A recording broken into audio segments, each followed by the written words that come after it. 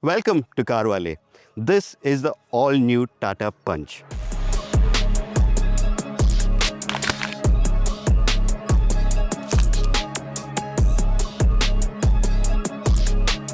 Now, the Punch is a very interesting and popular car for perfect reasons. It brings sensibility and value to the Indian market. We just love value. Now, what are those ingredients? We can talk about space, comfort, adequate number of features, the drivability because of its compact footprint and visibility. It had a basic workable engine and a CNG option as well.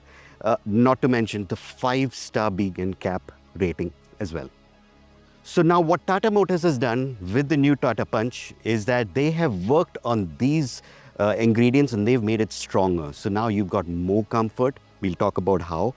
The drivability is increased because of the new turbo petrol engine. There is a CNG AMT. There's more features, there's more tech, and the 5-star BN cap rating remains the same. So we will be talking more about the experience of these new additions to the Punch.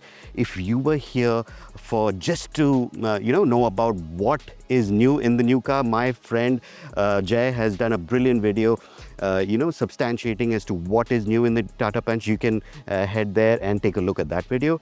But here we'll be focusing on what the experience is on these new functions and features that makes the new Tata Punch or rather gives it a great elevated experience. Let's start with the exteriors.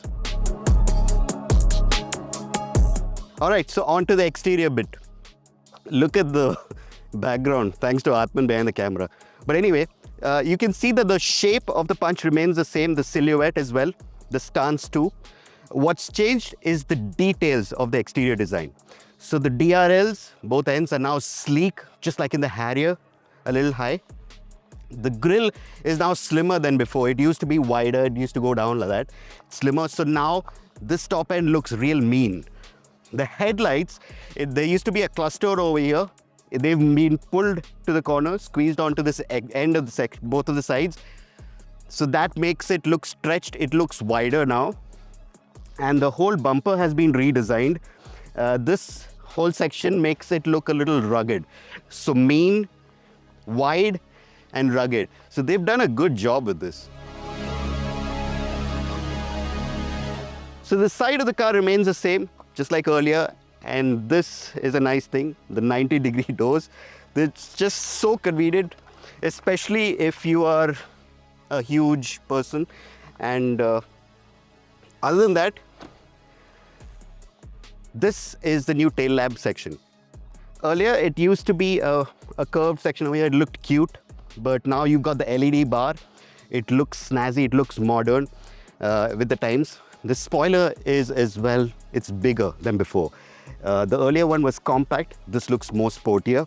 So sportier, modern, and then the bumper. Just like the front bumper, this one has also been redesigned. It looks rugged as well. So rugged, modern, contemporary, and sporty. They've done a good job. Another thing that's different on the side of the car is the alloys. It's the 16-inch alloys with this new design. It's got this dual tone with these nice little carvings.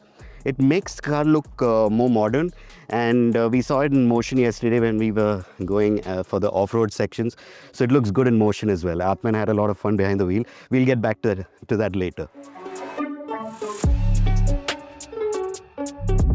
On to the interiors now.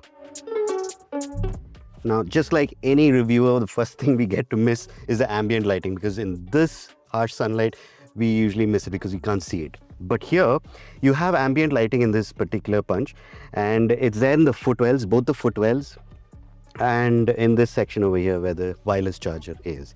Now I'll get on to the rest of the things. So we'll start with the infotainment screen. It's a 10.25-inch infotainment screen. The earlier one was also 10.25, but this is a slimmer one. It's smooth enough, it's crisp, sharp, and the response is quite fine. There's nothing, you won't find anything wrong over there. And when you look at the reverse camera, the footage is clear. There are no problems as such. It's got a 360-degree camera, so and it's got the guidelines as well. It's clear. It's got those options of 2D, 3D, and the front and rear view. It gets the job done. It makes it so easy to drive in tight spaces. Another thing that's so underrated in almost any car, because you have so many cars on the road today with LED headlights that more than 100 watts.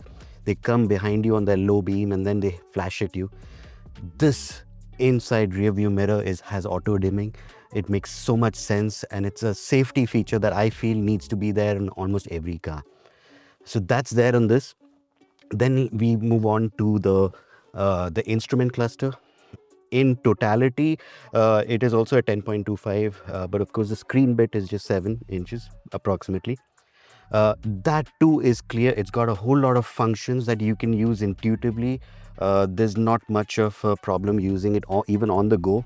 It's tagged onto this new steering wheel.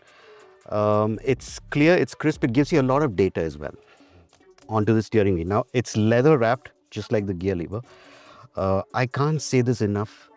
These are the first touch points for almost every car, be it the infotainment, the inside rear view mirror, the instrument cluster, and the steering. These are the first touch points, and they bring you that premium experience. And they've done a good job with all of these. It feels premium to hold. It's thick. It's this two-spoke one. I'm not a huge fan of this glossy finish because it gets scratched, and somebody who's got OCD, in harsh sunlight, it's going to look all scratched up. I'm not a huge fan of that bit, but it elevates experience. It's got the illuminated logo as well. And then on to our AC panel. Now, onto the AC panel, all of our Tata cars now have this particular panel. It's all it's the climate control.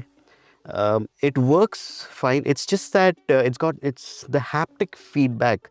Like after you touch a button, whether it's whether the response has been activated, whether the function is working, you don't get that kind of feedback. So that is one of the downers on this. It works. I mean, the air conditioning works well. Another thing is that it's also got a piano black finish, so that gets scratched up, and in a few days it's going to look. It's going to shine off the sunlight, and people with OCD are going to get like, oh my god. And these are toggle switches. They look like buttons to me because from back then we had Walkmans and some smaller phones which had these as buttons. So they're not intuitive in terms of toggle functionality, but a little longer would have made the trick. But I'm just trying to nitpick. But yeah, that's about that. Onto the charging options, we have a 15 watt charger over here and a 65 watt charger over here. Both of them Type C port. So in the modern times, most of our devices have the C type. So that's that. And then there is a 12 volt charging socket, and there's wireless charging as well over here. The sliding armrest. Now, another thing that's usually overlooked is that we have tilt adjust steering, but sometimes what happens is that when the armrest is not slidable, you end up sitting like this with even though you have an armrest. So in this particular option, you have the sliding functionality, so you can rest your arm and drive properly. It's got storage as well, so that way you're started. You have cup holders to go with that. We move on functionality of the seat. Now the seat, surprisingly, the cushioning has been changed, and the whole the way the bolsters have been incorporated are also different. So it supports you both at the lower and behind the backrest. It supports you very well. It's got this nice dark texture for the upholstery. It won't get soiled easily. I really like the way they've done this, and it's got these new thigh support extensions as well for all over. Now this Punch was always a strong car when it came to visibility, so that still is the same. So the whole experience quotient has been elevated. On to the rear seat now. So as you can see, there's ample legroom and ample footroom. I'm 5'7" and around 85 kilos. I'm still sitting on my section of the seat. The seats themselves have lots of good cushioning, just the right amount of contours, so you get that right support and proper balance as well. Backrest angle is just about fine. It's slightly upright, but it's okay, it's fine. And there's enough thigh support as well, thanks to these extended thigh support cushions. Now, if I were to be seated in the middle, it's not ideal, but of course, if there's somebody slim sitting over here, they can make do with it. As you can see, there is enough legroom for me. Headroom too is more than enough for me. Now, there are headrests here at the back. Aatman is behind the camera. He's 6'1". So his head is not brushing against the roof, but he mentions that the sides over here, when he's looking sideways, there is a tendency for him to just brush his head over here. So people who are 6'1" and above might have to take a test drive, get seated at the back and experience it. As for the other stuff, we have an armrest. It does not have cup holders, which is okay for this segment. We have rear AC vents. We have a little cubby space here. We can put a phone over there. It's got a 15-watt Type-C port over there. A little bit of storage behind both seat backs. In fact, the seat backs are scooped out. So, I mean, Aatman sat over here and he didn't complain about it. It looked absolutely okay as well. Onto the doors as well, there is some space on the door pads. It's slim for those half-liter bottles maybe, and your wallet. That gets the job done. This is an interesting bit. Earlier, the lock system was a part of the lever. So when you opened it, it would unlock itself. Now it's separate, so you can open it separately. And unless you unlock it, it will not open. So that's a good safety feature that they've incorporated as per feedback from customers. So that's that. And overall, I would say that the Tata Punch was always a good package to begin with. And this extra ambience just makes the whole package even better. Onto the boot now. So it hasn't changed in terms of boot space from the earlier Punch. So you get 366 liters of boot space, and for this segment and price, I think it's remarkable because there are a lot of bigger cars that don't have this much space either. So it's deep and there's enough space on top as well. You can see the size of these suitcases. They're not exactly small. These two are bags. There's even more space left over there. However, there is no 60-40 split folding. It folds, but there's no split folding. And when it comes to the CNG, it offers 210 liters of boot space. So the boot space starts somewhere over here. So a little higher over here. I'll try to show that to you as well. And the spare wheel is placed over here, for which there's a bolt over here which you just have to rotate and the wheel falls down to the ground. So for this price in this segment, the Punch's boot is absolutely practical and usable. However, there's just one thing I didn't like about it, is that the boot lip is high. So you have to lift your baggage at least this much to clear the lip and then load it. That's just about it.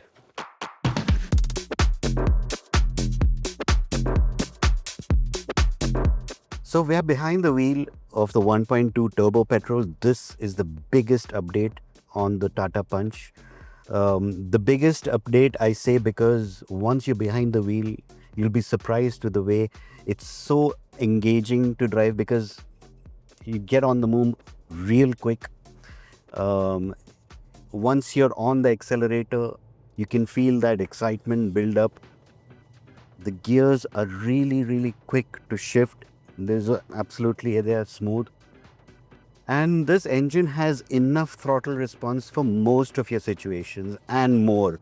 So now overtaking, be it within the city or out on the highway, it's absolutely effortless. Even within the city, when you're driving, it doesn't push you to drop a gear when you go a little too slow.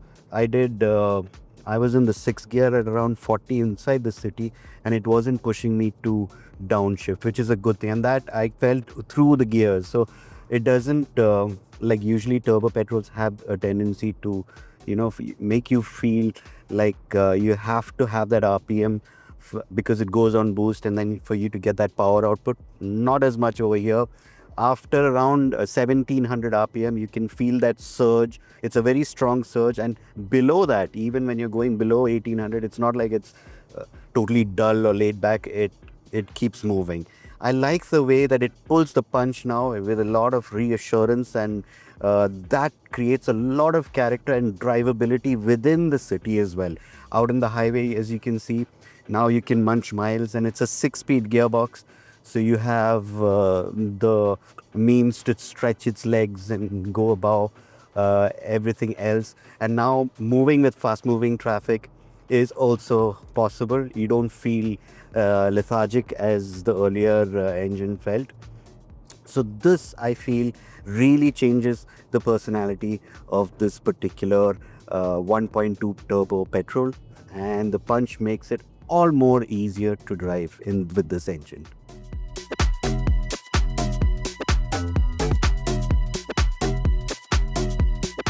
We'll be talking about the CNG AMT as well. Aditya, my colleague, is in the other car. So I'll get behind the wheel of that car and give you some experiences of how the AMT works with the CNG right now. It's a big deal. But back to this car, the ride and handling remains unchanged predominantly. From the old car, it was one of the most strongest aspects with the Punch. And it was this that created it, or rather gave it that SUV character, which could go over bad roads or broken surfaces. Doesn't matter. It takes it with a pinch of salt. In fact, there was an off-road section that was built by Tata yesterday, wherein we were able to experience it off-road, and it did quite a bit, just like in the Harrier EV. You can take a look at that video as well. There were a lot of obstructions kept, and it really did it well for a two-wheel drive, that too front-wheel drive. We were impressed with that, and of course it is something that we already knew, that the basic suspension and dynamics of this car, ride-wise, is sorted. Now handling-wise, there wasn't much. We are talking of, at this price point, it has more or less everything that you need: the suspension, the steering ability, the way it moves around on a curve. Wherever it is, it gives you enough confidence for day-to-day activities, and even for that little spirited drive. So ride and handling was never a problem, and which is why it became so popular in its segment, especially at that price. So much value in this car. So the next, if we get to drive the CNG AMT, I'll talk about that as well.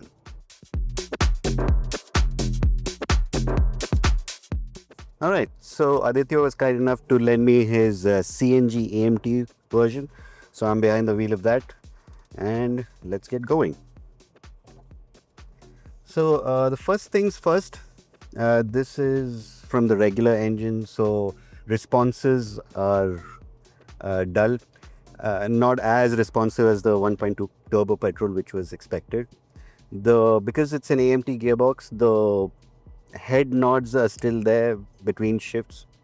I can easily say that the AMT shifts have become better over the years, but it is still quite obvious, and especially in this car, you feel it. Now this is the CNG version, and there's a dedicated CNG button over here, which lets you switch from CNG to petrol, and you can see that on the instrument cluster, it's a different one. On the right side, in the top hand corner, there's a separate fuel gauge for CNG. So when you tap on this, there's not much haptic feedback. You just have to look at it. You have to wait for it to turn green, and then you know that, okay, it's shifted to CNG, and you're running cheaper fuel. So as for the driving experience, it's not a huge change when you compare it to the Tata Punch, the regular model, the manual one. This is a 5-speed AMT, and that's a 5-speed manual. So the experience in terms of throttle response is more or less the same. So it is dull. It takes some time for you to get to speed, and especially if you have an experience wherein you need to overtake real quick, it isn't going to be up to the mark. You have to plan it in advance, and push the engine to get it to that RPM, and then it shifts. So there's a bit of planning while driving it around. But in terms of drivability, if you're going to do city driving, and that too in basic speeds, hardly any spirited driving, it's good to go. I mean, for this price, there's not much of a big deal as such. And in terms of options, there's no other CNG AMT mini SUV either. And so that brings up the value quotient for this particular car as well. So the Tata Punch CNG AMT is something that, you know, if you were looking to buy, save fuel costs, and you wanted the convenience of an AMT, this is it. There are some things that I wanted to add. I didn't mention that in the turbo petrol, but it goes for both the cars. The noise insulation inside the cabin is not the best. You can hear other motorists, you can hear exterior noises filter into the cabin. The pedals on the turbo petrol as well, and even here, the brake pedal and the accelerator pedal, they're very close to each other. They had only so much space to deal with because they had to keep a dead pedal there as well.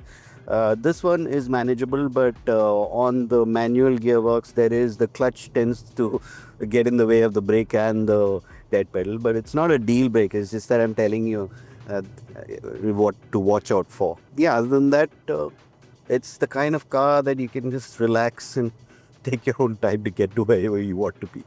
So yeah, that's it.